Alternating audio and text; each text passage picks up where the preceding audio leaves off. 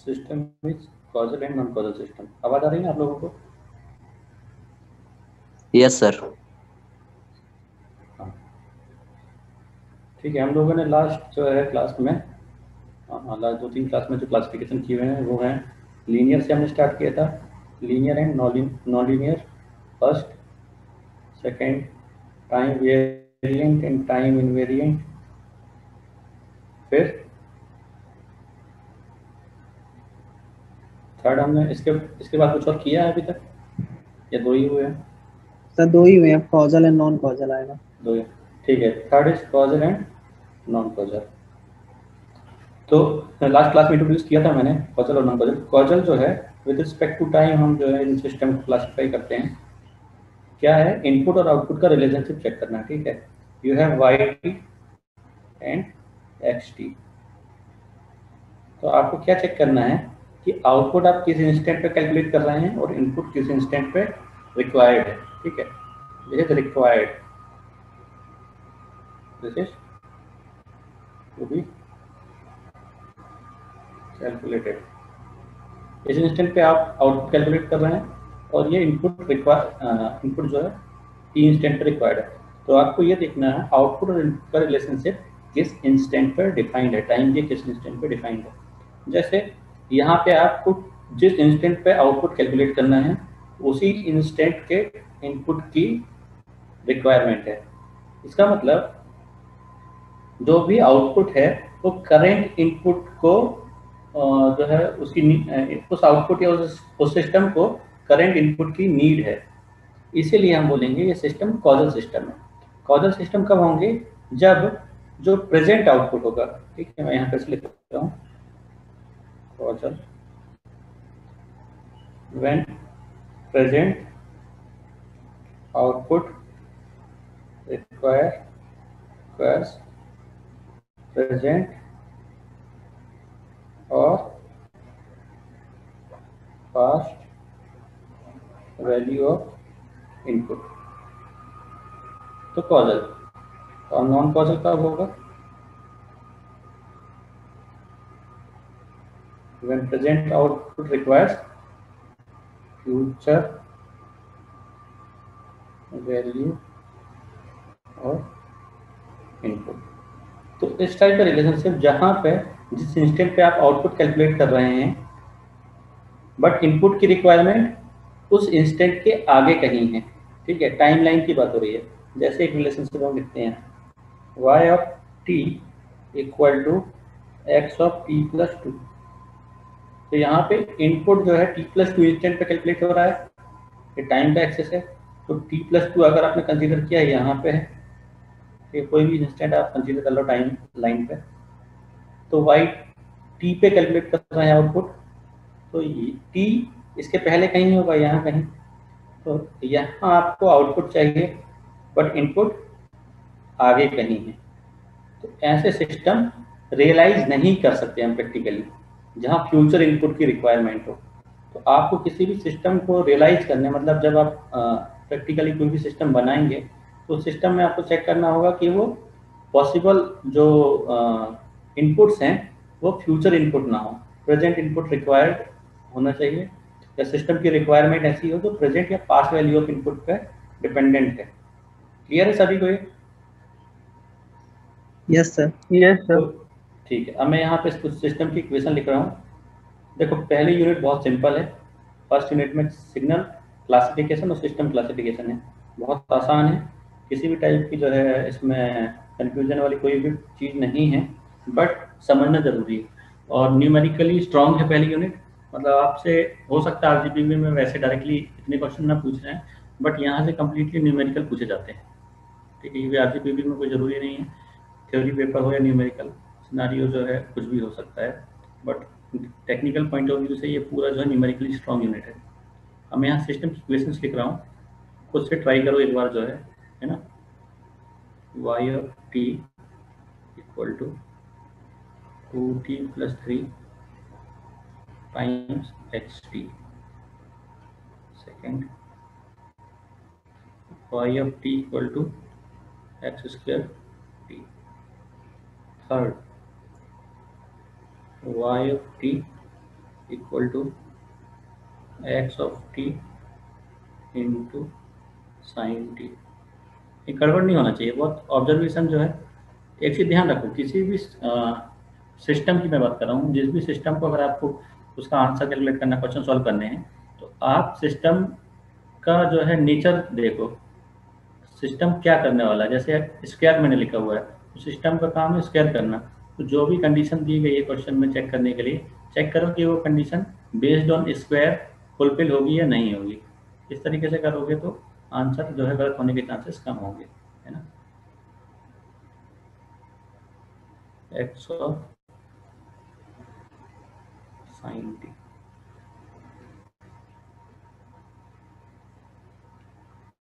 Y of t equal to mod of x t, f t equal to, इसको y of n कर लो, e power x of N.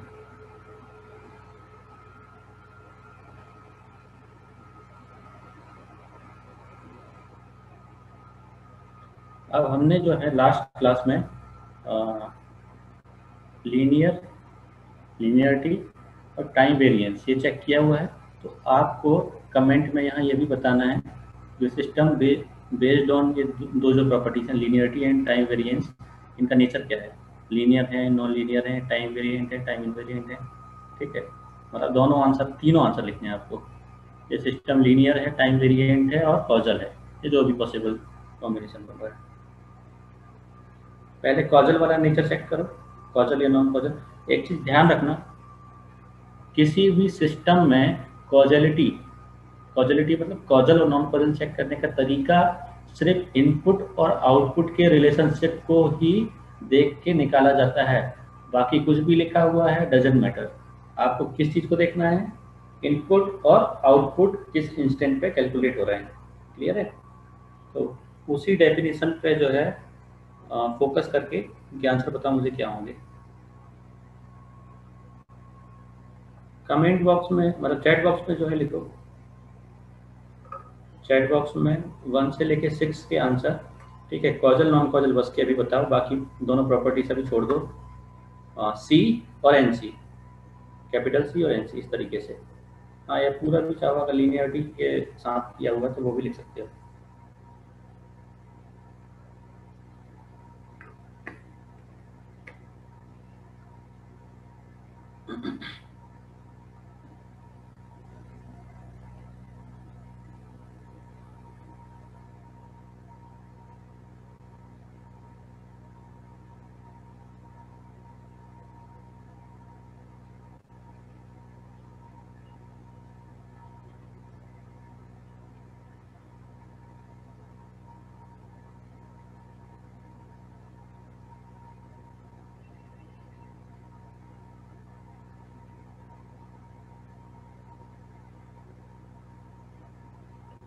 सभी लोगों को comment जो है करने हैं ना, चैट बॉक्स जो है कमेंट करो।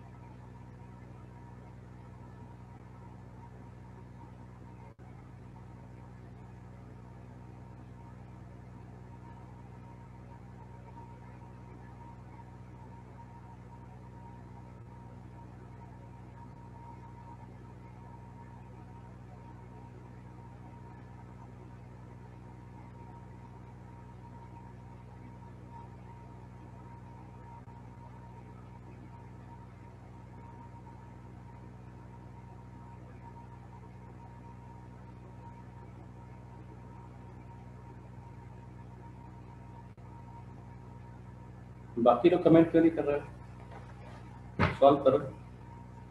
कॉजैलिटी के टर्म्स में बताओ जल्दी से, इतना टाइम नहीं लगना चाहिए, यही क्वेश्चन है।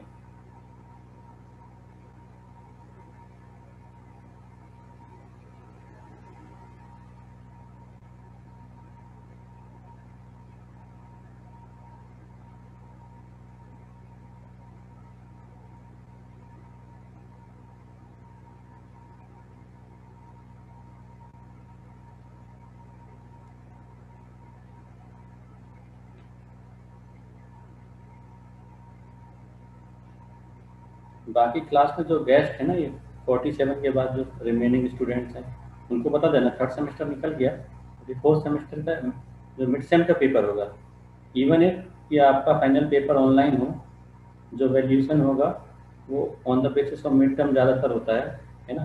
ध्यान रखना कि मिड में नंबर नहीं आएंगे तो आप पास नहीं हो पाओगे, पेपर में टफ बनाओगे, क्योंकि न्यूमेरिकल पेपर है ये कम्प्लीटली, डिवाइसेस थोड़ा थ्योरी था, इसमें पहली और दूसरी यूनिट कम्प्लीटली न्यूमेरिकल ही पूछे जाएंगे। क्लास अटेंड नहीं करोगे, समझ में नहीं आएगा, मार्क्स भी नहीं मिलने वाले हैं। किया किसी ने? अनम्यूट करके बताओ या तो फिर कमेंट करके बताओ सॉल्व किया हो तो।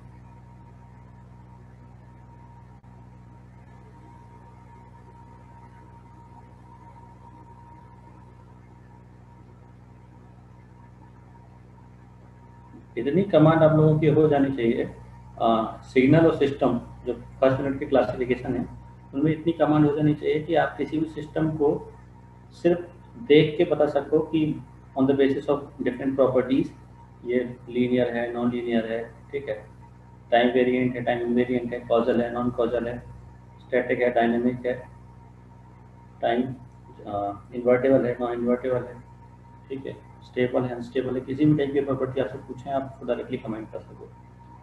साथ ही कॉजल, ऑल कॉजल,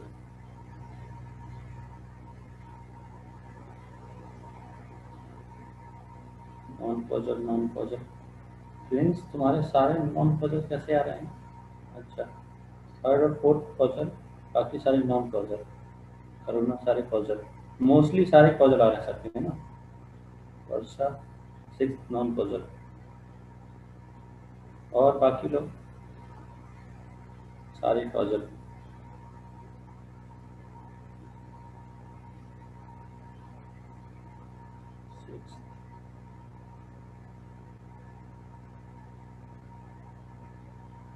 सारे ऑल कॉजल आ रहे हैं सभी लोगों में। और किसी का डिफरेंट आंसर? कोई डिफरेंट आंसर वाले हैं? चलो स्टार्ट करते हैं। पहले वाला सभी का कॉजल है, Preeti Patel causal causal causal causal, fifth non causal और सिक्स कॉजल नहीं है। मोस्टली सही है पर एक आंसर गलत है। पहला वाला कॉजल होगा, क्यों? अब ध्यान से समझना कैसे निकालते हैं। निकालने का तरीका आपको सिर्फ आउटपुट और इनपुट का इंस्टेंट चेक करना है, इसलिए सेकंड वाला नॉन कॉजल, बाकी सारे कॉजल नहीं। और कोई बताओ, और किसी ने ऑब्जर्व किया? सारे कॉजल नहीं है, सारे कॉजल नहीं है, ये हिंट है, ठीक है, एक नॉन कॉजल है इसमें से। अब देखो चेक करने का तरीका क्या है, क्योंकि पॉसिबल जो है जिसमें सिस्टम ब्रेक हो रहा होगा या फेल हो रहा होगा, उस पॉसिबल इनपुट को चेक करना जरूरी है, ठीक है। तो यहाँ पे एक बार बताओ, पहला वाला जिस इंस्टेंट पे आउटपुट, आपको सर मैंने स्टार्टिंग से बोला कि इंस्टेंट पे ध्यान रखना है, ये देखना है कि इंस्टेंट कौन सा है ना। इंस्टेंट अगर चेक नहीं करोगे, फोर्थ वाला नॉन कॉजल, हाँ सही है विकास, ठीक है। अभी चेक करते हैं, अब चलो यहाँ वापस आओ, ध्यान से देखो, अब सॉल्व मत करना, अब थोड़ा सा देखो सभी लोग। y t पे डिपेंडेंट है, x भी t पे डिपेंडेंट है, ब्लाइंडली डिपेंडेंसी अगर सेम है, दोनों जगह सेम एट्रीब्यूट हैं, ठीक है, दोनों जगह सेम पैरामीटर लिखे हुए हैं, तो आपको ब्लाइंडली इसको कॉजल कमेंट करना है।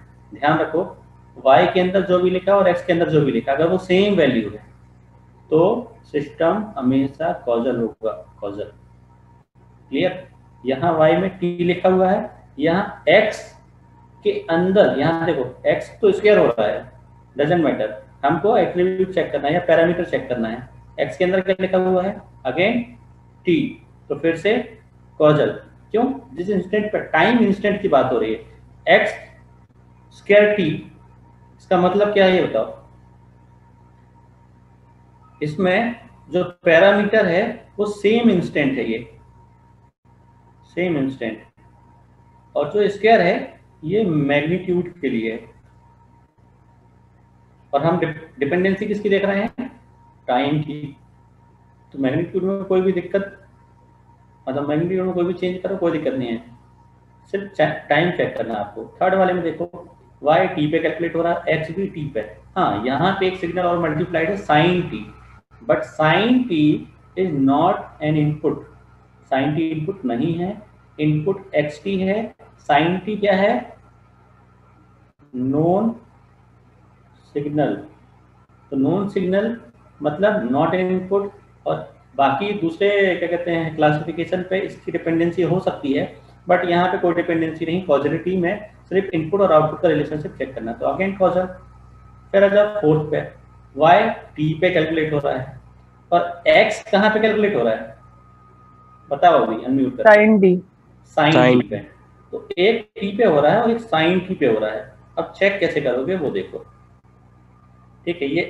ये y का पैरामीटर या एट्रीब्यूट है, ये x का है। तो आपको क्योंकि देखो यहाँ डिपेंडेंसी चेंज हो गई है, तो आपको चेक करने होंगे अलग अलग इनपुट में पॉसिबल इनपुट क्या है। तो पॉसिबल इनपुट देखो, साइन यहाँ पे आपको तो वैसे ऑब्जर्व करके समझना होगा, क्योंकि पॉसिबल इनपुट इन्फानाइट है। इन्फानाइट सेट ऑफ इनपुट हो सकते हैं जिसपे आप चेक कर सकते हैं टी की वैल्यू। तो यहाँ पे भी साइन की अलग अलग वैल्यूज मिलेंगी आपको। टी की क्या क्या वैल्यूज, 0 1 2 3 4 कुछ भी रख सकते हो। पर रखने के पहले आपको क्या देखना है, एट्रीब्यूट या पैरामीटर क्या है। साइन टी लिखा हुआ है, साइन टी। अब मुझे ये बताओ, साइन पे जैसे ग्राफ देखते हो आप, ठीक है, तो आप लोग देखते हो बार बार साइन चेंज होता है और वैल्यू रिपीट करता है, ठीक है, किसी भी वैल्यू की अगर बात करो। अब जैसे मैं टी इक्वल टू 0 पे कैलकुलेट करता हूँ, तो y 0, और उस समय x की डिपेंडेंसी क्या होगी, x ऑफ साइन क्या होगा, 0 साइन 0। साइन 0 कितना हो जाएगा, 0 0, ठीक है। आप 0 के बाद आगे बढ़ जाओ, ये हो गया आपका पाई बाई 2, ठीक है। ये पाई बाई 2, ये पाई, ये 2 पाई। तो आप साइन जैसे ही मिला, आपको ये ध्यान रखना है कि साइन में जो नेचर होता है वो पाई, पाई बाई 2, पाई बाई 4 जो भी इंटरवल है उसके अकॉर्डिंग जो है हमको वैल्यूज मिल सकती हैं। तो आप यहाँ पाई के टर्म्स में रखो। तो अगर मैं साइन टी को टी इक्वल टू पाई पे कैलकुलेट करूंगा, ठीक है, तो मुझे जरूरत होगी वाई ऑफ पाई की। उस समय एक्स की डिपेंडेंसी क्या होगी, एक्स ऑफ साइन पाई, और साइन पाई कितना होता है, 0। तो वाई पाई जो है, अब समझो वाई पाई मतलब वाई 3.14 समथिंग। अगर आपको कैलकुलेट करना है वाई की वैल्यू, मतलब output at t equal to pi अगर कैलकुलेट करना है, तो उस समय इनपुट कहाँ का चाहिए, x ऑफ 0 चाहिए, एक्स ऑफ 0 का, ठीक है। ऐसे ही आगे की वैल्यूज चेक करो, क्या ऐसे कोई पॉसिबल सेट है जहां इनपुट प्रेजेंट का है, सॉरी आउटपुट प्रेजेंट का है, बट इनपुट रिक्वायरमेंट आगे की हो रही है। ऐसा कोई सेट मिल रहा है क्या इस क्वेश्चन के लिए? अब मैंने हिंट कर दिया, देखो ये सेट बना के मैंने हिंट किया हुआ है। इससे मुझे चेक करके बताओ कि क्या ये फोर्थ नंबर का सिस्टम सारे सेट्स में सही आ रहा है। अभी ये वाले में क्या हो रहा है, देखो ये 3.14 यहाँ पे है अगर, और इनपुट 0, मतलब प्रीवियस इनपुट तो कॉजल है, कोई दिक्कत नहीं है। बट क्या ये सभी सेट्स में मतलब पास हो रहा है? कोई ऐसा इनपुट मिल सकता है जिसमें ये फेल हो जाएगा? बताओ विकास, कैसे आया?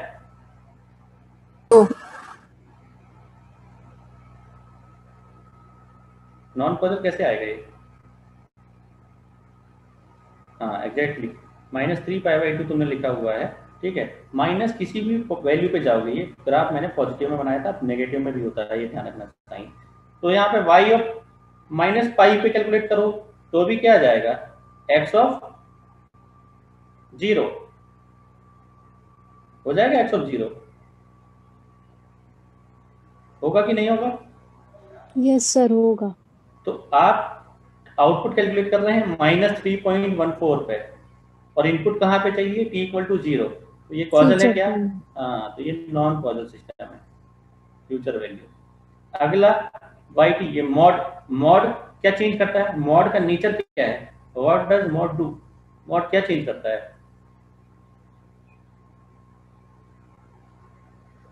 Sir magnitude. Magnitude, exactly magnitude. But यहाँ जो कॉजेलिटी है विद रिस्पेक्ट टू टाइम है, तो टाइम इंस्टेंट भी चेक कर लिया हमने, सेम है, तो ये कॉजल। अगला y n पे कैलकुलेट हो रहा हो, e power input is, input exponent नहीं, इनपुट हमेशा x होगा, तो e x जो है n इनपुट है, y n पे है और x भी n पे है, तो ये भी कॉजल होगा। क्लियर है सभी को? कोई भी Yes, sir. डाउट किसी को तो बताओ, किसी को भी डाउट है यहाँ? अब मुझे बताओ, पहला वाला सिस्टम लीनियर होगा कि नॉन लीनियर? Linear. लीनियर होगा। सभी लोगों को क्लियर है लीनियर होगा। सेकंड वाला Non-linear. Non linear. थर्ड वाला Linear. Linear. Fourth Non-linear. Non linear. Fifth Non-linear. Non linear. Six Non-linear. Non linear. Correct. अब टाइम वेरिएंस बताओ। ऐसे सारे क्वेश्चन सारे पैरामीटर में करना जो मैंने कराए हैं last. First, time variant. Time variant, क्योंकि टी मल्टीप्लाइड है, ठीक है, तो आपको जो भी प्रॉपर्टी है उसी पे ध्यान रखते हुए आंसर निकालने हैं। टाइम वेरिएंट के लिए हम टी का एक्सटर्नली टी का फैक्टर चेक करते हैं, कहीं टी तो मल्टीप्लाई नहीं, ठीक है। यहाँ पे Time invariant. टाइम इनवेरिएंट और Time variant. Third Time variant. क्यों? Sir, t. Sin हाँ, t. क्योंकि साइन टी मल्टीप्लाइड है, टी माइनस टी नॉट पे शिफ्ट हो जाएगा। Time variant. फिर Time variant. टाइम वेरिएंट, क्योंकि अंदर जो है साइन टी है, हम एक बार इनपुट को शिफ्ट करते हैं फिर टाइम को, तो इनपुट ही यहाँ पे साइन टी है, इसलिए चेंज हो जाएगा। फोर्थ Time और fifth invariant. Time invariant. Last वाला Time variant. ये वाला टाइम वेरिएंट होगा। No, sir. Time invariant. Time invariant होगा ये, Yes, sir. ठीक है। आगे बढ़ते हैं। ये तो जो है एक्स्ट्रा है, जिसमें आप किसी भी एक, जैसे मैंने टाइप कराया तो उसमें बाकी प्रॉपर्टीज जो की हुई हैं उसको चेक कर सकते हो, ठीक है। अब आते हैं नेक्स्ट क्लासिफिकेशन पे।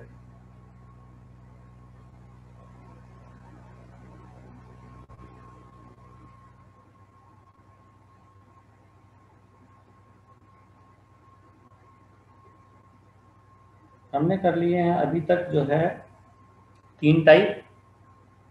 नेक्स्ट हम करेंगे स्टेबिलिटी।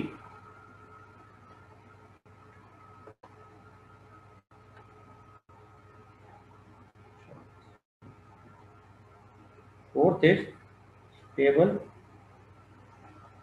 And unstable system. तो ध्यान रखो, सिस्टम इक्वेशन जो दी होगी वो हमेशा किस टाइप से होगी? आपको इनपुट और आउटपुट का रिलेशनशिप दिया होगा हर जगह।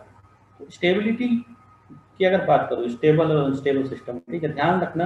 आगे एटीआई जब मैं स्टार्ट करूँगा तो ये वाला फिर से पढ़ाएंगे, मतलब वहाँ पे अलग से है और वहाँ और यहाँ में डिफरेंस है, थोड़ा ध्यान समझना। स्टेबल किसको बोलते हैं? स्टेबल सिग्नल की बात हो रही थी। बाउंडेड, बाउंडेड और अनबाउंडेड, इनका मतलब क्या है? सिग्नल जो भी ये होगा उसका नेचर क्या होगा? एम्पलीट्यूड वर्सेस टाइम, यहाँ पे ही प्लॉट करते हैं हम, ठीक है। तो स्टेबल हम उसको बोलते हैं जब टाइम के जो है एक्सिस में आगे बढ़ोगे अगर आप, तो जो एम्पलीट्यूड है वो उसकी वैल्यू फाइनाइट ही होगी, इनफाइनाइट नहीं होगी, या उसका नेचर ऐसा नहीं होगा कि धीरे धीरे इंक्रीमेंटल है, ठीक है। जैसे ये स्टेप कांस्टेंट है, अगर मैं इसकी जगह बना दूं इस टाइप का प्लॉट, तो क्या हो रहा है? जैसे जैसे टाइम बढ़ रहा है एम्पलीट्यूड भी बढ़ रहा है, तो क्योंकि टी टूवर्ड्स इनफाइनाइट जा सकता है, क्योंकि टी बढ़ रहा है तो एम्पलीट्यूड भी टूवर्ड्स इनफाइनाइट। ऐसे सिग्नल जहाँ पे एम्पलीट्यूड फाइनाइट हो, टी टेंस टू इनफाइनाइट पे, ये बाउंडेड होते हैं, और जहाँ पे एम्पलीट्यूड इनफाइनाइट हो जाए वो अनबाउंडेड होते हैं, ठीक है। जनरल डेफिनेशन बाउंडेड और अनबाउंडेड की। स्टेबल अनस्टेबल सिस्टम में आप क्या चेक करते हो वो समझो। Y t equal to x t. आपको क्या चेक करना है? जो भी आपकी सिस्टम की इक्वेशन है, उस सिस्टम की इक्वेशन में अगर मैं इनपुट फाइनाइट देता हूँ, इनपुट फाइनाइट, यानी बाउंडेड इनपुट, फाइनाइट इनपुट या बाउंडेड इनपुट देने पर आउटपुट जो है वो भी फाइनाइट ही मिलना चाहिए। ऐसा सिस्टम ना हो जो इनपुट तो मैं फाइनाइट देता हूं बट आउटपुट में वो इनफाइनाइट प्रोड्यूस करने लगे। अगर सिस्टम फाइनाइट इनपुट देने पर भी इनफाइनाइट आउटपुट जनरेट करेगा तो हम बोलेंगे सिस्टम कैसा है? ऐसा सिस्टम जो फाइनाइट इनपुट पे इनफाइनाइट आउटपुट जनरेट करे उस सिस्टम को हम क्या बोलेंगे? अनस्टेबल। Unstable system. ठीक है, तो स्टेबल के लिए क्या होगा condition? For finite input output must be finite. ठीक है, और अनस्टेबल के लिए क्या हो जाएगा? For finite input if output infinite. Infinite. ठीक है, और इसको ऐसे भी समझ सकते हैं फॉर फाइनाइट या फॉर बाउंडेड इनपुट। ठीक है, इसके साथ साथ यहाँ पे bounded input output must be bounded, और यहाँ हो जाएगा for bounded input if output is unbounded. मतलब अनबाउंड होने की कोशिश कर रहा है या इनफाइनाइट हो सकता है। अनबाउंड होने का मतलब कि जब t टेंस टू इनफाइनाइट पे हम अगर देखेंगे तो वो अनबाउंडेड या इनफाइनाइट हो जाएगा। ठीक है, तो यहाँ पे कुछ क्वेश्चन मैं लिखता हूँ ताकि जो है ये समझ में आ जाए।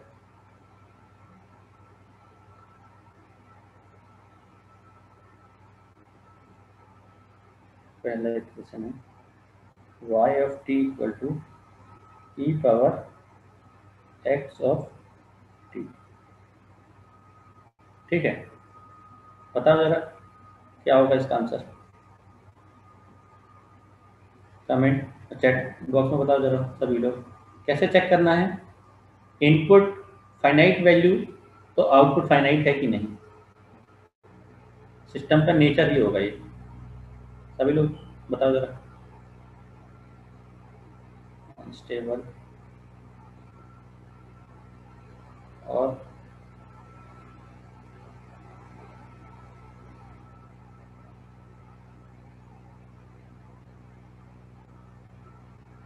अगर अनस्टेबल सभी का आंसर है, सभी का आंसर अनस्टेबल है। सर स्टेबल होगा। क्यों होगा बताओ रीजन, क्या कारण है स्टेबल? सर क्योंकि जब इनपुट को आउटपुट की टर्म्स में रिप्रेजेंट करेंगे तो सर लॉग के फॉर्म में आएगा, और जैसे जैसे एक्सटी की वैल्यू बढ़ती जाएगी तो लॉग की वैल्यू कम होती जाएगी। हाँ, खैर वो तो इन्वर्स करके देख लिया तुमने बेटा। बाकी सभी लोगों ने जब किया है, अगर ऐसे आंसर बताओगे तो फिर तो बिल्कुल गलत समझ में आ रहा है जो मैंने बताया डेफिनेशन। ध्यान से देखो जरा, ये सिस्टम स्टेबल सिस्टम है। आप लोगों ने कैसे निकाला ये बताओ। इनफाइनाइट जो निकाला है, मतलब अनस्टेबल जो निकाला है, पहले मुझे ये बताओ कि अनस्टेबल क्यों लगा ये? e की पावर t का ग्राफ ऐसे, इसीलिए।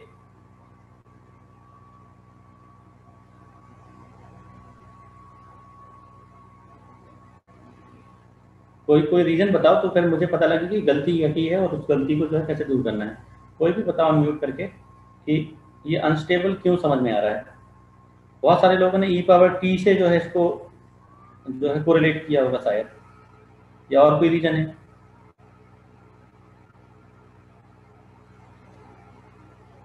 यस सर, उसी से रिलेट किए थे, लेकिन ये भूल गए थे कि सर जब टी इनफाइनाइट जाएगा तभी ग्राफ इनफाइनाइट जाएगा। हाँ, ध्यान से समझना। अगर आप इसको e पावर t समझते हो तो आपने xt की जगह क्या कंसीडर कर लिया? t। क्लियर है सभी लोग? ध्यान से सुना, xt की जगह t कंसीडर किया है। ठीक है, अब आप ये बताओ t का प्लॉट सभी लोगों को पता है, straight line passing through origin. तो जब ये t इनफाइनाइट पे चेक करोगे तो t की वैल्यू कितनी हो जाएगी? At t equal to infinite xt कितना हो जाएगा? इनफाइनाइट। तो आपने जो इनपुट लिया हुआ है, क्या ये बाउंडेड इनपुट है? ये अनबाउंडेड इनपुट है। ये अनबाउंडेड है ना। तो अनबाउंडेड इनपुट अगर आप की कंडीशन ही गलत हो गई, स्टेबल और अनस्टेबल सिस्टम के लिए कंडीशन है फॉर फाइनाइट या बाउंडेड इनपुट। बाउंडेड सिर्फ आप फाइनाइट या बाउंडेड इनपुट ही कंसीडर कर सकते हैं। ऐसा कोई भी इनपुट नहीं लेना है जो अनबाउंडेड हो सकता है या जो फाइनाइट नहीं है, इनफाइनाइट है। मतलब ई पावर इनफाइनाइट इनफाइनाइट ही होगा, बट इनपुट इनफाइनाइट ले लिया आपने, इनपुट मस्ट बी फाइनाइट। अब बताओ मुझे अभी क्या जो है ये फाइनाइट इनपुट के लिए कोई ऐसा जो है एक्स की ऐसी कोई पॉसिबिलिटी है जिसपे ये इनफाइनाइट हो जाए? ये अनस्टेबल होगा या स्टेबल होगा? आप सर स्टेबल होगा सर, फाइनाइट वैल्यू पे फाइनाइट स्टेबल होगा, ठीक है। इसका कारण ये है, ठीक है, सिस्टम का नेचर चेक करने का तरीका ये है,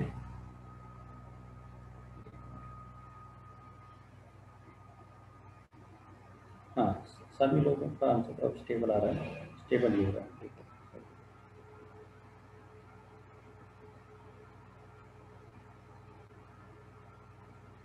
ठीक है,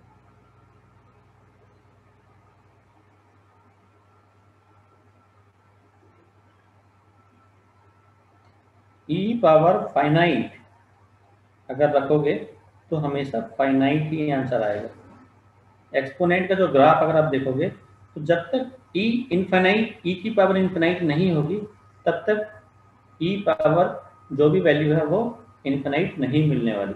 ई power finite is always finite, ठीक है। ये रिलेशनशिप है, इसीलिए ये फाइनाइट वैल्यू मिलने के कारण सिस्टम स्टेबल होगा, अनस्टेबल नहीं होगा। Second,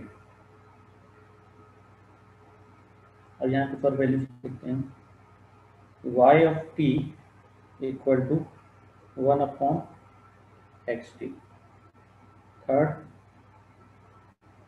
y of t equal to x of x की जगह लिख लो sin of x of t,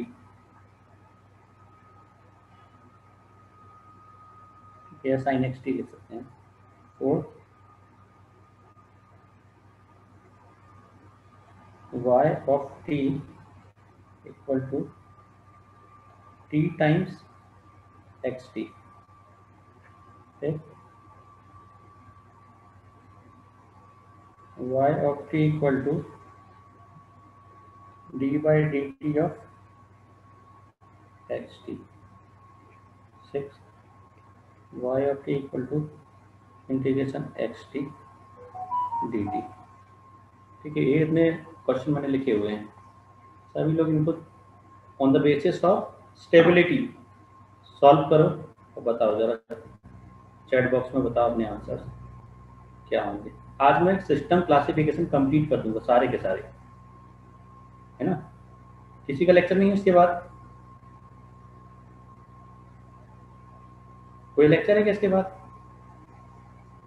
sir अभी कोई नोटिफिकेशन नहीं है। हाँ ठीक है, वैसे मेरे को ज़्यादा टाइम नहीं लगेगा, आधे घंटे में कंप्लीट हो जाएगा।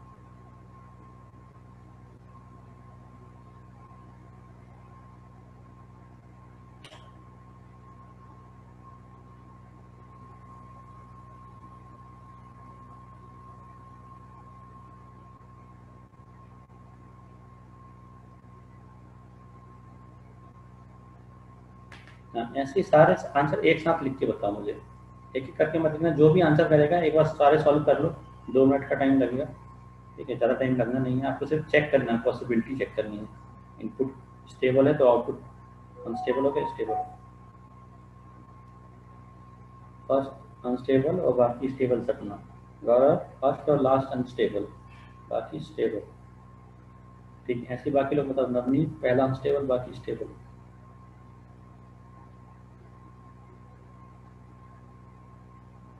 अनस्टेबल और बाकी स्टेबल, अनस्टेबल बाकी स्टेबल, यही आ रहे हैं सबके। और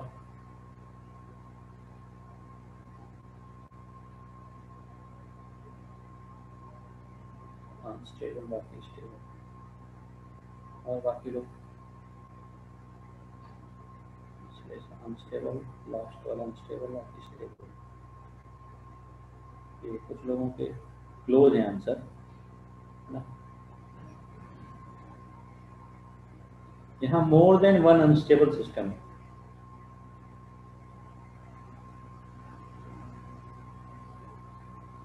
अब ये ध्यान रखना कि जैसा नेचर है, मैं स्टार्टिंग से बोल रहा हूँ, सिस्टम अभी मतलब तुमको जो प्रश्न पूछे जाएंगे आज की वीडियो में उनका लेवल बिल्कुल ही आसान होगा, वो बिल्कुल भी टफ नहीं होंगे।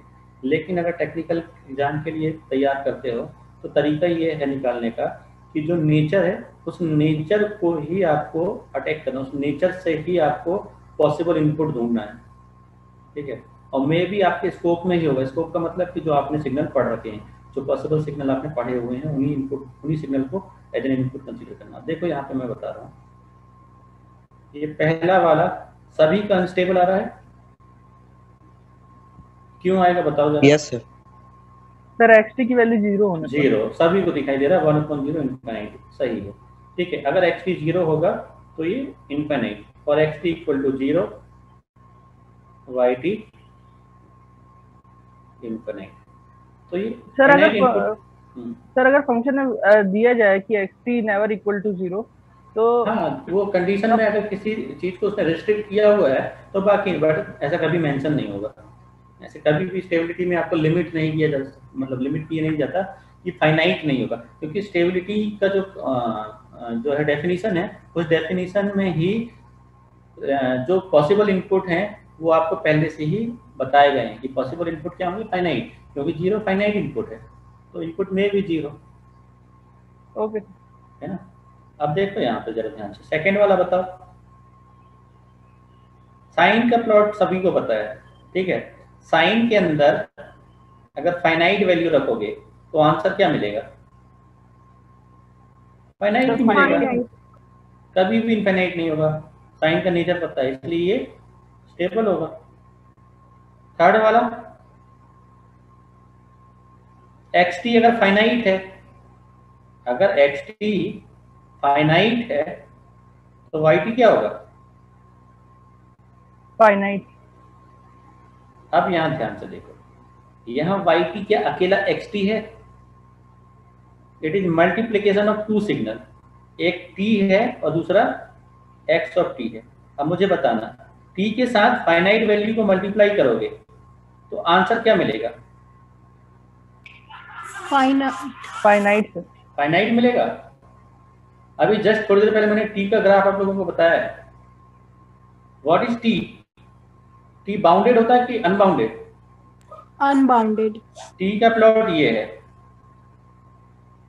t का प्लॉट, t अनबाउंडेड सिग्नल है, अनबाउंडेड।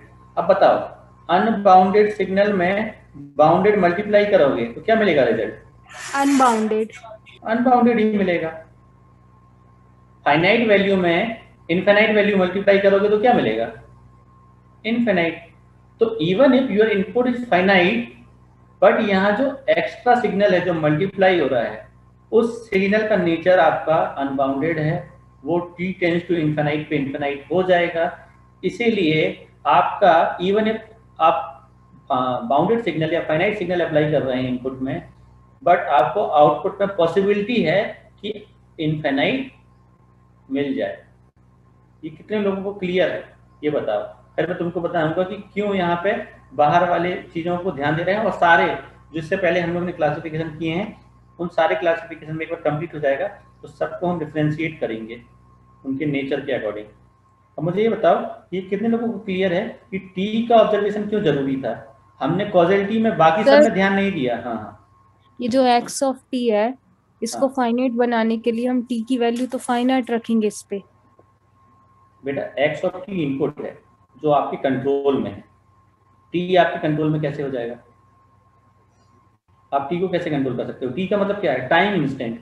जैसे मैंने आज मैंने सिस्टम बनाया और अभी मैंने इनपुट दे दिया, समझ रहे हो आप? Yes sir. अभी मैंने t इक्वल टू 1 सेकेंड पे इनपुट अप्लाई कर दिया। अब मैं कल अगर चेक करूंगा आउटपुट, तो कल मेरा इनपुट तो फिक्स है, क्योंकि इनपुट मैंने जो दिया हुआ है x ऑफ t वो उस समय भी सेम होगा, कल भी सेम होगा। बट t कल सेम होगा क्या? No sir. t की वैल्यू क्या हो चुकी होगी सर 24 आवर्स के बाद। हाँ, इसका मतलब टाइम आपके कंट्रोल में नहीं, you can not control T, you can control x T, दोनों में बहुत बड़ा डिफरेंस है। सर एक एग्जांपल लेके बता दीजिए ना प्लीज। यही एग्जांपल जो सर मैंने तुमको अभी एक ऐसा समझ लो, जो आपका सर जैसे वैल्यू प्लेस करेंगे सर, तो जो एक्सटी के टी में जाएगा सर, वो बाहर टी में भी वैल्यू आएगी ना? क्या चीज सर जैसे कोई वैल्यू प्लेस करेंगे एट टी इक्वल टू 1 2 3 कुछ भी एक्स वाई जेड, तो सर एक्स ऑफ टी में भी वही वैल्यू जाएगी, और सर टी जो बाहर मल्टीप्लाई हो रहा है उसमें भी वही वैल्यू आएगी ना सर? फाइनाइटी नहीं, बिल्कुल बिल्कुल जो है ये क्या कहते हैं कोरिलेटेड नहीं है। मैं दोनों में एग्जांपल ही वैल्यूज कर देता हूँ। सपोज ये सिस्टम जो दिया हुआ है y of t equal to t times x of t, ये है ना? Yes sir. मेरा इनपुट है xt equal to sine t, clear?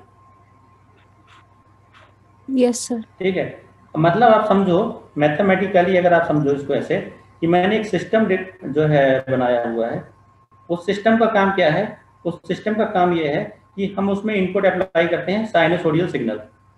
ये साइनसोडियल हमेशा प्रेजेंट होता है, ऐसा तो नहीं कि टी की किसी वैल्यू पे जो है मतलब जाके सिग्नल रुक जाएगा, मतलब माइनस इन्फिनाइट से प्लस इन्फिनाइट, एवरलास्टिंग सिग्नल है। एवरलास्टिंग मतलब जो कभी भी एंड नहीं होने वाला है, क्लियर है?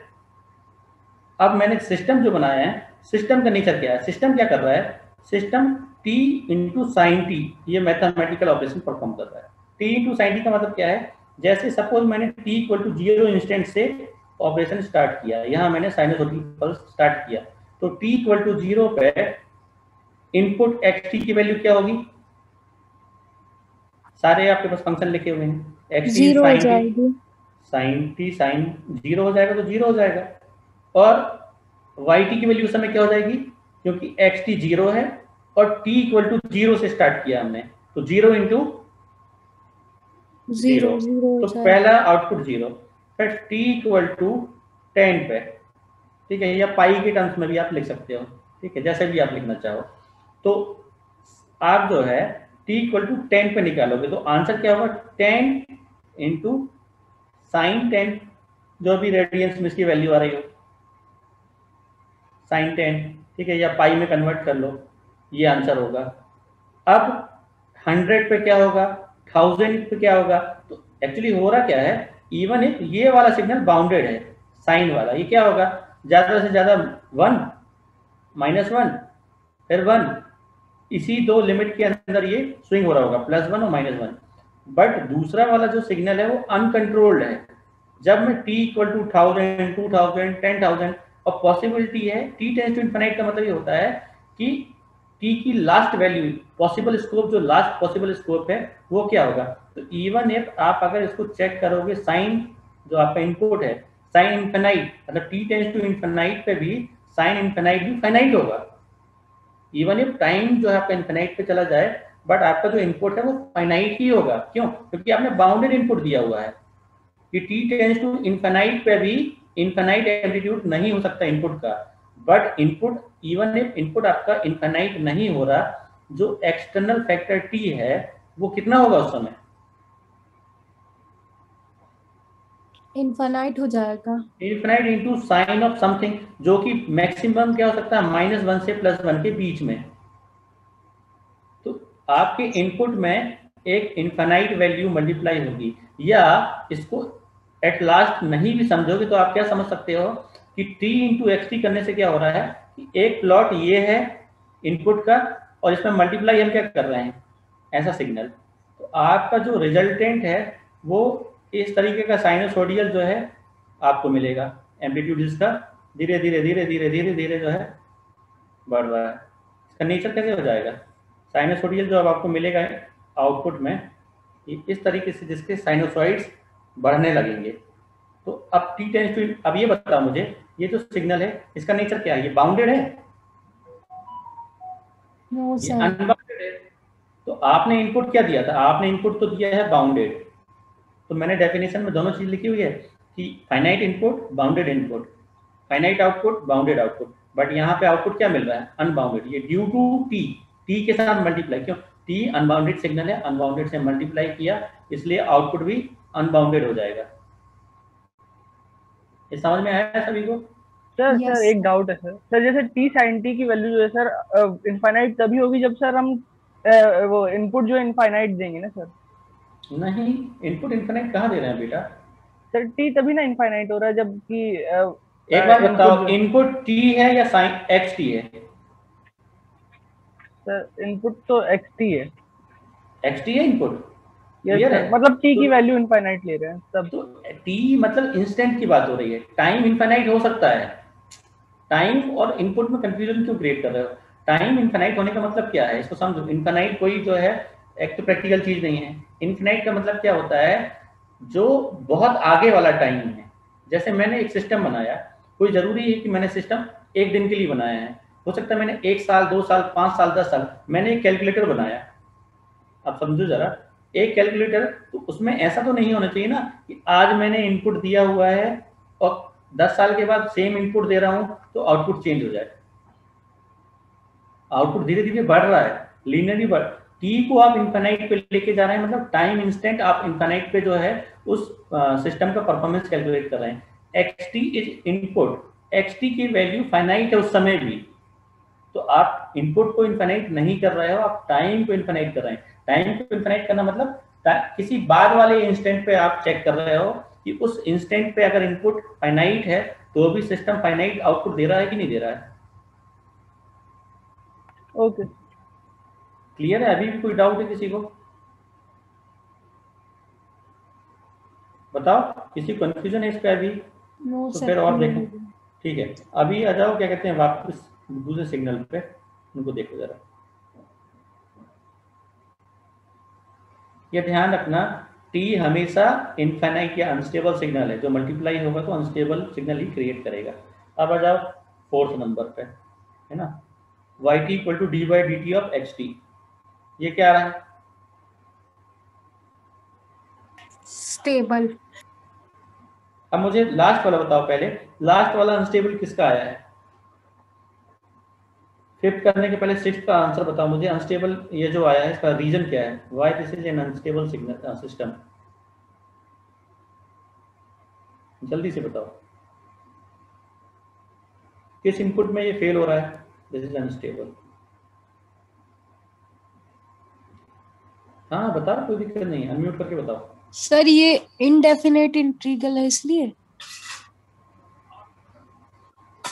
नहीं, इसमें माइनस इन्फिनिट से लेकर टी तक की लिमिट लगा दो, कोई दिक्कत नहीं।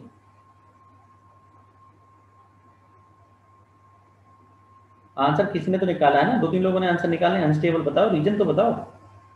सही है आंसर तुम्हारा ये, मुझे आंसर का जो है जस्टिफिकेशन बता दो क्यों अनस्टेबल है।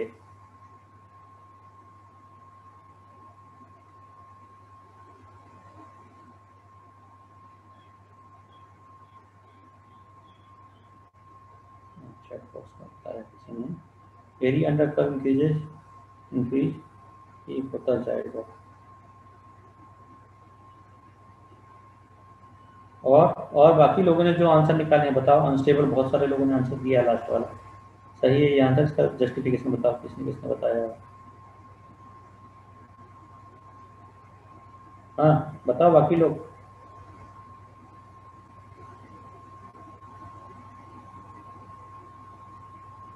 और कोई प्रॉपर जस्टिफिकेशन बताओ मुझे ये। सर हाँ, यहाँ भी dt हमारे कंट्रोल में नहीं रहेगा। dt कंट्रोल में नहीं होगा। अच्छा एक ही बताओ, अगर मैं फाइनाइट वैल्यू को इंटीग्रेट करूंगा। हाँ हाँ सर अगर अपन जैसे एक स्टेप सिग्नल है हाँ, उसको इंटीग्रेट करते हैं तो हमें एक रैंप सिग्नल मिलता है, तो वो अनबाउंडेड होता है। ये क्योंकि हम अगर स्टेप के साथ चेक करेंगे तो जो आंसर होगा, इवन इफ स्टेप जो है फाइनाइट या बाउंडेड सिग्नल है, ठीक है, ऐसे ही चेक करना है। देखो इक्वेशन लिखा हुआ है y t equal to integration x t d T.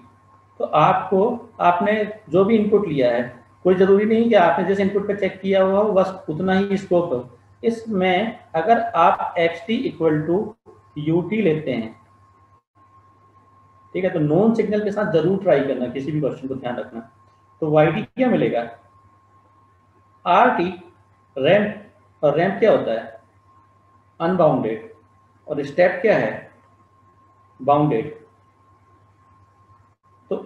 xt अगर ut है तो yt t टाइम्स ut मिल रहा है यहाँ पे, जो कि अनस्टेबल या अनबाउंडेड है, इसीलिए ये सिस्टम अनस्टेबल सिस्टम होगा।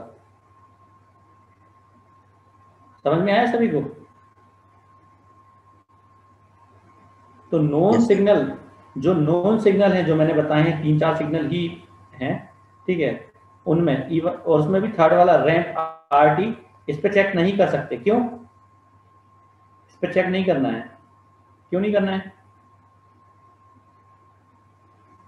क्योंकि ये अनबाउंडेड सिग्नल है, तो अनबाउंडेड इनपुट तो देना नहीं है। अब मुझे बताओ, ये तो चलो आ गया अनस्टेबल। अब बताओ 5th नंबर का, ये स्टेबल या अनस्टेबल होगा? जल्दी से बताओ।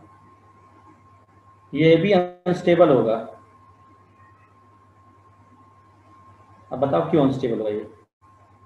जैसा भी इस पर क्लैरिफिकेशन ये लास्ट वाले क्वेश्चन पे किया, सेम यहाँ पे भी जो है आपको पॉसिबिलिटी चेक करनी है।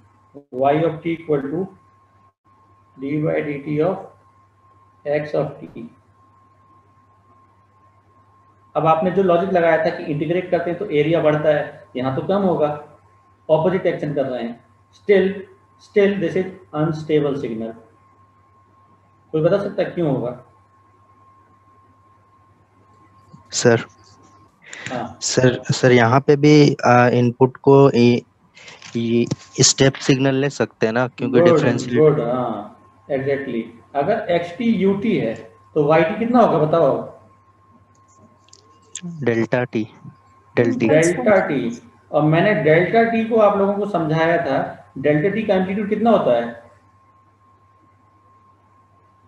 Delta T continuous time signal. इसका डिफरेंशिएशन करोगे ut का तो डेल्ट मिलेगा, और डेल्टा का एम्पलीट्यूड कितना होता है? t इक्वल टू 0 पे डिफाइंड है, टूवर्ड्स इन्फिनाइट ये जाता है। इसलिए मैंने एरो हेड बनाया था, बताया भी था तुम लोगों को कि एम्पलीट्यूड इसका इन्फिनाइट होगा, एरिया इसका 1 होता है। तो क्योंकि इसका एम्पलीट्यूड टूवर्ड्स इन्फिनाइट है, मतलब ये किस टाइप का सिग्नल है? अनबाउंडेड। ये बाउंडेड नहीं है, ये बढ़ते जा रहा है। इसीलिए ये सिस्टम ये सिर्फ एक ही सिग्नल पे फेल होगा, और वो सिग्नल क्या है? xt इक्वल टू ut, जैसे इससे पहले वाला हुआ है। तो तुमको हर बार ध्यान रखना, क्योंकि delta t unbounded, ut bounded और r ऑफ t अनबाउंडेड। आप हमेशा कम से कम इसके साथ चेक करो, जो भी स्टेबिलिटी के लिए क्वेश्चन आया है उसको एटलीस्ट इस इनपुट के साथ चेक करो कि क्या अभी बाउंडेड आउटपुट मिल रहा है या नहीं मिल रहा। अगर इसके लिए फेल हो रहा है तो आंसर जो है आपका अनस्टेबल हो जाएगा। क्लियर है सभी को? आगे बढ़े? Yes sir. ठीक है, 5th classification of system. 5th is static. एक और रह गया है ना, 10 मिनट और लगेंगे, तो इसको हम कंप्लीट ही कर लेते हैं। 5 मिनट कंप्लीट हो जाएगी। Static and dynamic system. आप बताओ, तुम लोग जो है जनरल डेफिनेशन स्टैटिक और डायनेमिक से क्या समझते हो?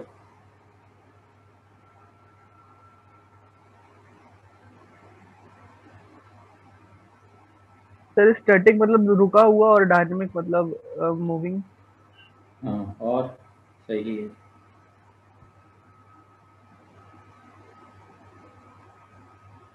और बाकी लोग स्टैटिक और डायनेमिक?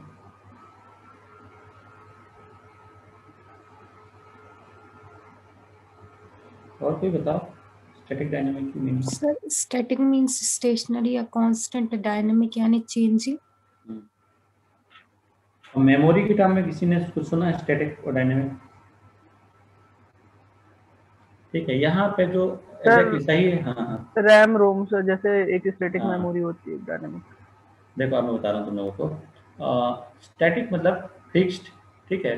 डायनेमिक मतलब चेंजिंग, एकदम यही मीनिंग है। यहाँ पे सिस्टम की इक्वेशन में हम क्या चेक करते हैं? सिस्टम की इक्वेशन में हम लोग देखते हैं जो भी हमारा सिस्टम है स्टैटिक है, मतलब इनपुट और आउटपुट का जो रिलेशनशिप है वाई टी, और ये है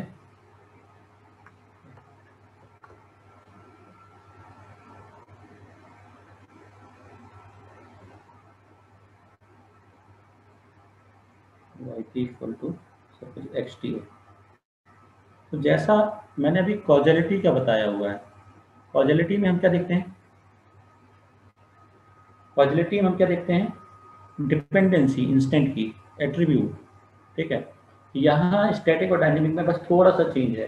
थोड़ा सा चेंज क्या है, स्टैटिक सिस्टम वो सिस्टम होते हैं जिनमें जो आउटपुट की डिपेंडेंसी है, जिस इंस्टेंट पे आउटपुट कैलकुलेट करते हैं उसी इंस्टेंट पे, सेम इंस्टेंट पे इनपुट रिक्वायर्ड है, तो हम बोलेंगे स्टैटिक सिस्टम है।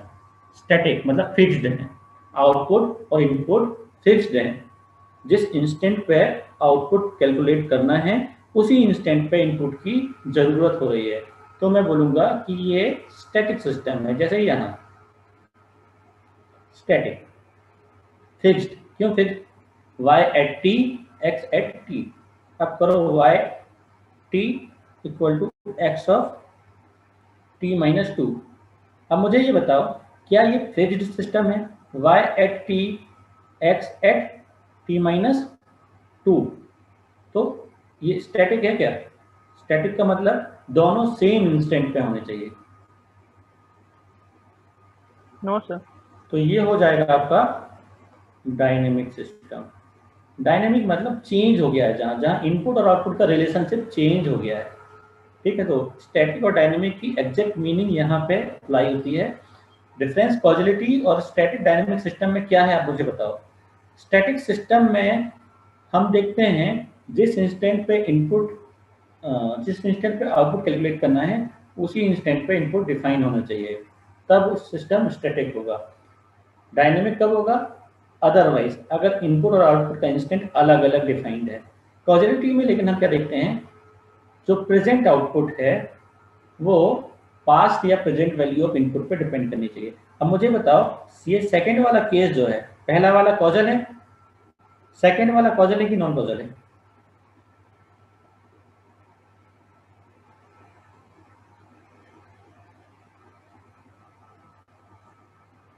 ये सेकंड वाला, ये वाला केस कॉजल सिस्टम का केस है या नॉन कॉजल का?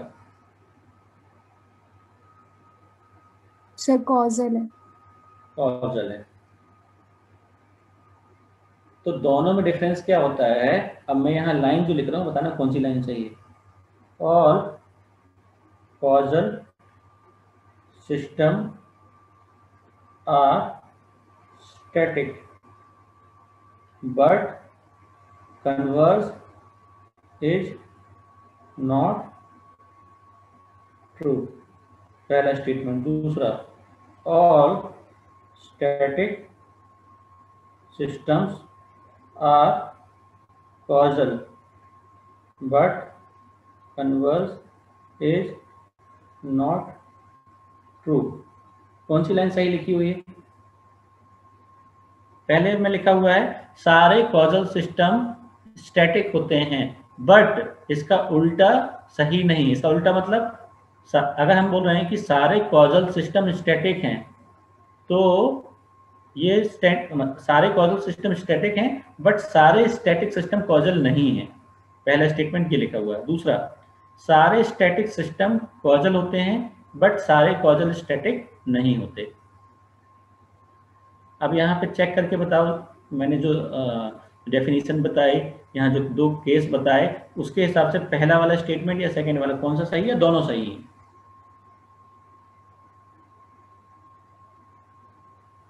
या इसमें कंफ्यूजन है? सेकंड सही है सर। सेकंड सही है। अच्छा कमेंट किया तुम लोगों ने। एक्चुअली मुझे चैट बॉक्स जो है एक ही टाइम पे चैट बॉक्स दिखता नहीं है ना। ठीक है, सेकंड तो अनम्यूट करके भी बता दिया करो। सेकंड सही है, एग्जैक्टली सेकंड वाला सही है। क्यों? क्योंकि सारे स्टैटिक सिस्टम में क्या डिपेंडेंसी होगी? एक्स अगर टी पे है तो वाई भी टी पे होगा, एक्स अगर टी माइनस टू पे है तो वाई भी टी माइनस टू पे। तो ऐसे केस होंगे अगर स्टैटिक वाले, तो वहाँ हमेशा सिस्टम कॉजल तो होना ही है, क्योंकि प्रेजेंट इनपुट और प्रेजेंट आउटपुट वाला केस बनेगा हमेशा स्टैटिक में। बट कॉजल में पास्ट वाला केस भी हो सकता है, और हम स्टैटिक में बोलते हैं कि सेम डिपेंडेंसी होनी चाहिए, पास्ट वाली भी डिपेंडेंसी अलाउ नहीं है। इसलिए सारे स्टैटिक सिस्टम कॉजल होंगे बट सारे कॉजल स्टैटिक नहीं होंगे। तो ये वाला सही है और ये वाला गलत है। डेफिनेशन क्लियर है? अब मैं क्वेश्चन लिखूं स्टैटिक और डायनेमिक के। चलो मैं यहाँ पे लिख रहा हूँ क्वेश्चन, बताओ जरा आंसर क्या होगा। y of n equal to 2 times x of n। y of n equal to 2 times x square of n। y of n ये सारे डिस्क्रीट टाइम सिग्नल है ना। 2 times x square n plus 1।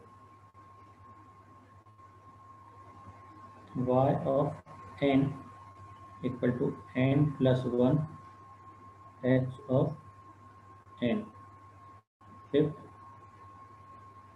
y of t equal to 2 times x of t minus 1। Sixth, y of t minus 1 equal to x of t।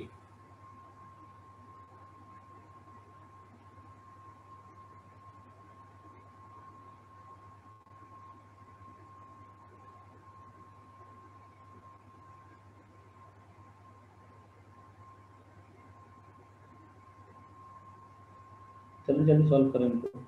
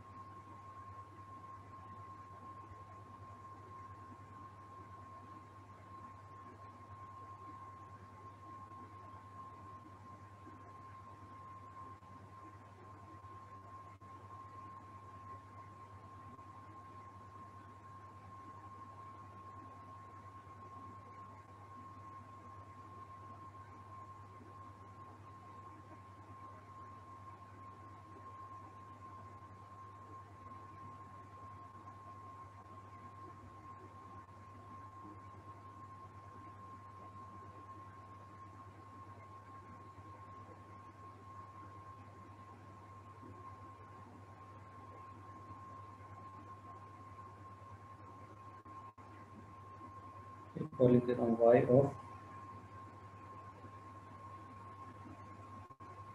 n plus 4 plus 3 times y of n plus 6 times y of n minus 2 plus x of n minus 3 equal to 0।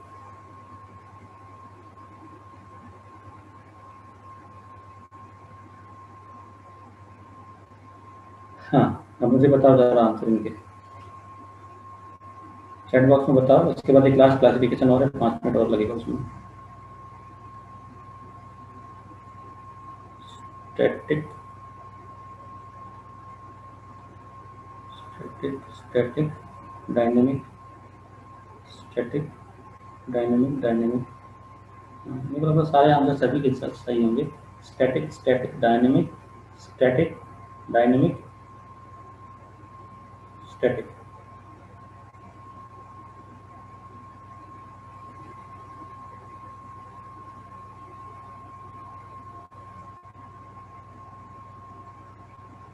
SSD सभी लोगों का same आ रहा है ना। SSD ये हो जाएगा static, ये भी स्टैटिक, ये डायनेमिक स्टैटिक डायनेमिक डायनेमिक। इस इतने सीक्वेंस में किसी को कंफ्यूजन है क्या? लास्ट वाला छोड़ के। नो सर, किसी को नहीं होगा क्योंकि इसमें कोई कंफ्यूजन की बात ही नहीं है। यहाँ तो आपको सिर्फ y और x के अंदर जो लिखा हुआ है वो चेक करना, बाकी कुछ भी ध्यान नहीं देना है। लास्ट वाला बताओ, y और x के अंदर चेक करके। लास्ट वाला सभी लोग अलग से बताओ, लास्ट वाला क्या होगा?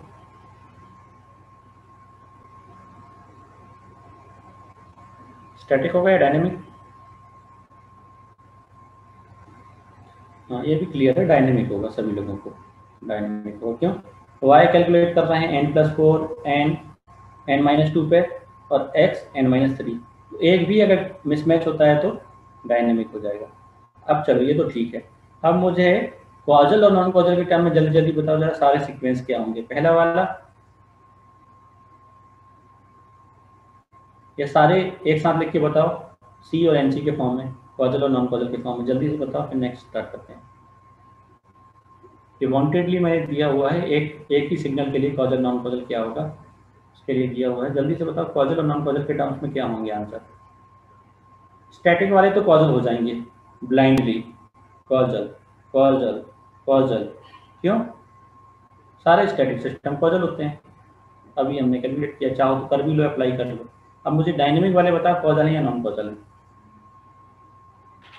सर थर्ड वाला नॉन कॉजल। थर्ड वाला नॉन कॉजल।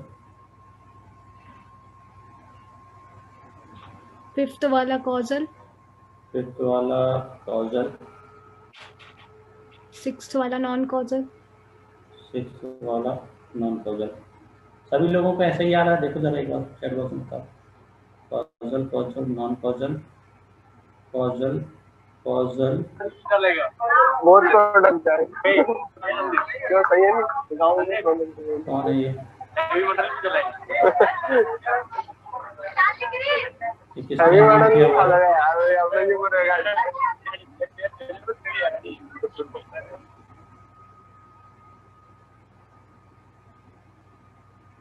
देखो यहाँ कॉजल कॉजल, ठीक है। थर्ड वाला non causal, okay. Fourth causal, ठीक है। फिफ्थ वाला कॉजल और सिक्स्थ वाला भी कॉजल नहीं, हाँ सिक्स्थ वाला नॉन कॉजल होगा। क्यों? एक्स आगे कैलकुलेट हो रहा है, वाई पीछे। बाकी लोग और बताओ। हाँ causal causal non causal causal, fifth non causal और सिक्स्थ नॉन कॉजल।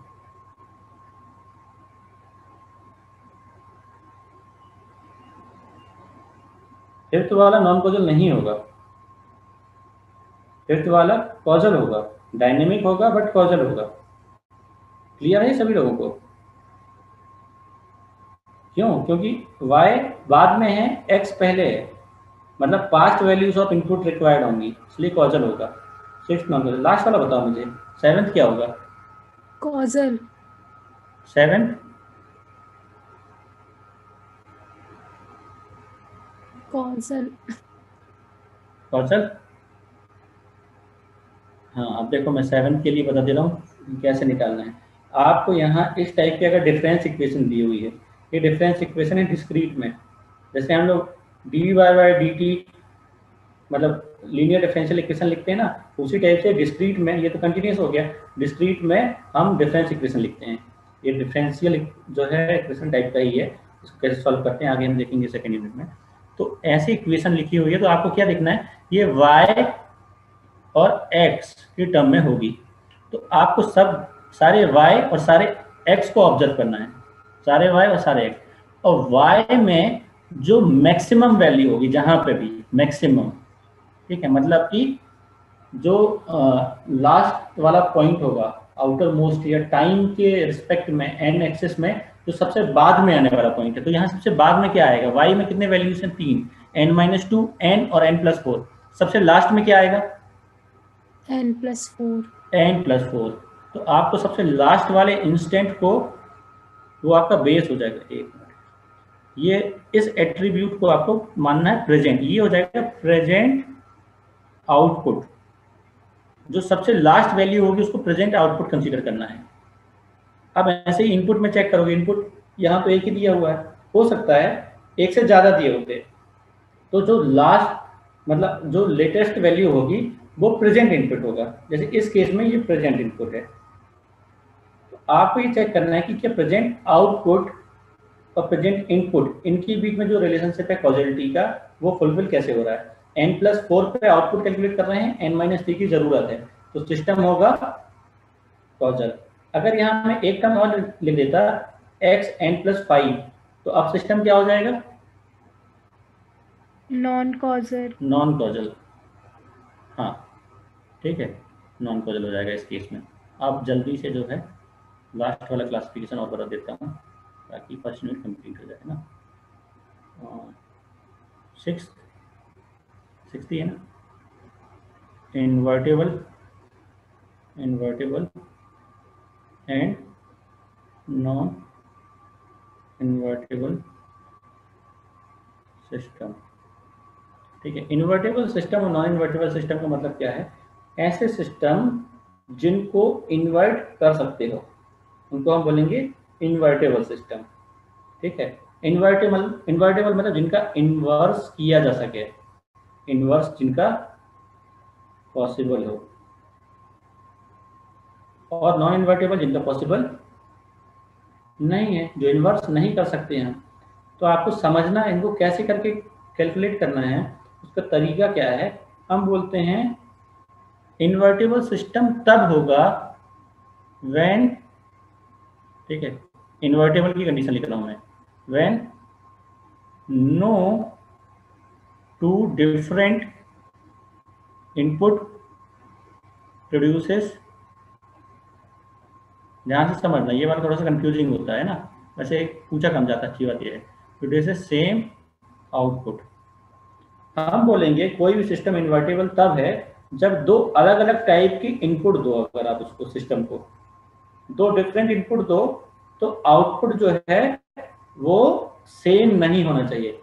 आपको क्या करना, चेक क्या करना है, ये है सिस्टम, यहाँ पे एक इनपुट, ठीक है, इनपुट 1 और इनपुट 2, चेक करना है आउटपुट दोनों केसेस में, तो आउटपुट डिफरेंट होने चाहिए, output 1 should not be equal to output 2, तभी हम बोलेंगे इन्वर्टेबल सिस्टम है। जैसे एग्जांपल लेते हैं तो क्लियर होगा। y of t equal to x square t. ठीक है, तो ये सिस्टम का नेचर क्या है, व्हाट, ये सिस्टम जो है बेसिकली, हाँ स्क्वायर कर रहा है, स्क्वायर सिस्टम ये, ठीक है। तो स्क्वायर सिस्टम में मैं इनपुट कैसे कंसीडर कर सकता हूँ, सपोज एक्स टी की वैल्यू है 2, तो आउटपुट क्या मिलेगा, 4। अब मैं एक्स टी लेता हूँ -2, तो आउटपुट क्या मिलेगा, 4। आउटपुट सेम और इनपुट डिफरेंट। हाँ डिफरेंट। तो ये सिस्टम इन्वर्टेबल होगा या नहीं, नॉन इन्वर्टेबल। नॉन इन्वर्टेबल, इसलिए एक्स टी की वैल्यू अगर निकालोगे तो ±√YT निकलती है। ठीक है, दो पॉसिबल, दो डिफरेंट, एक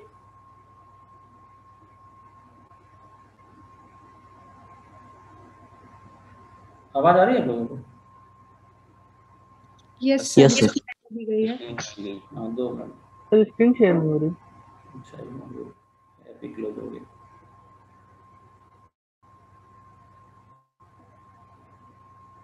ठीक है, तो यहाँ पे आपको इस केस में दो अलग अलग इनपुट में भी आउटपुट सेम मिल रहा है, इसका मतलब सिस्टम जो है आपका नॉन इन्वर्टेबल है, या एक इनपुट दो अलग अलग आउटपुट को लीड कर रहा है, one input is screen share नहीं हो रही है। 2 मिनट, हाँ बेटा कर रहा हूँ, ऐप ऑटोमेटिकली क्रैश हो गया है ना, मैं चालू करूँ एक बार। तो ये सिस्टम आपका है नॉन इन्वर्टेबल सिस्टम, आपको ऐसे अलग अलग पॉसिबल इनपुट्स पे चेक करना है। तो चेक करने का तरीका है सिस्टम का नेचर आप देखो कि क्या है। अब मैं क्वेश्चन कुछ लिख रहा हूँ स्क्रीन शेयर करके, इनको जो है आप ट्राई करके बता दो जल्दी से।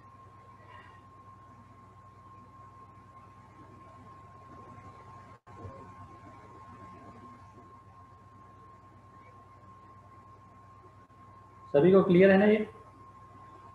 यस सर, अब शो होने लगी। हाँ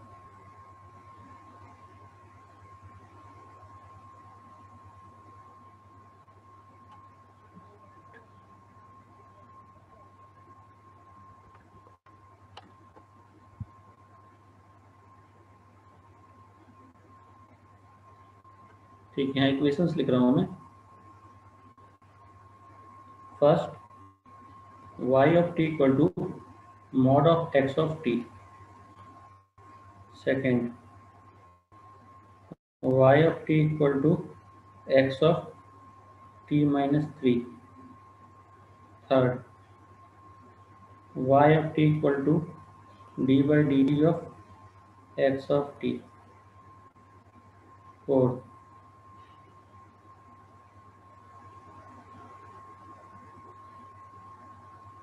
y of n equal to n x of n. ठीक है, और y of t equal to integration xt dt.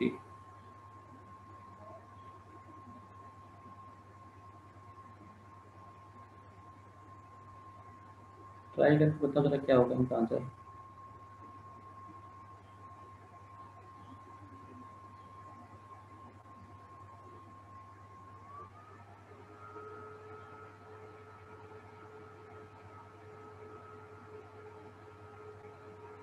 एक और लिख देते हैं, y of n equal to xn into x of n minus 1.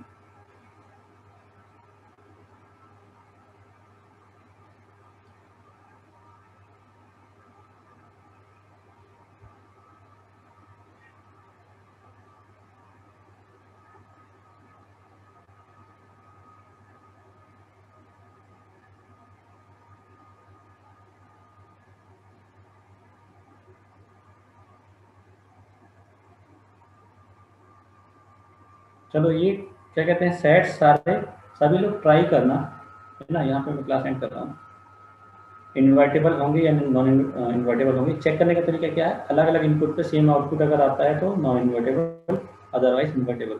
Check करके अगली वाली क्लास में बस इसको हम लोग देखेंगे कि आंसर क्या है इनके, है ना। और फिर स्टार्ट करेंगे सेकेंड यूनिट एडीआई सिस्टम।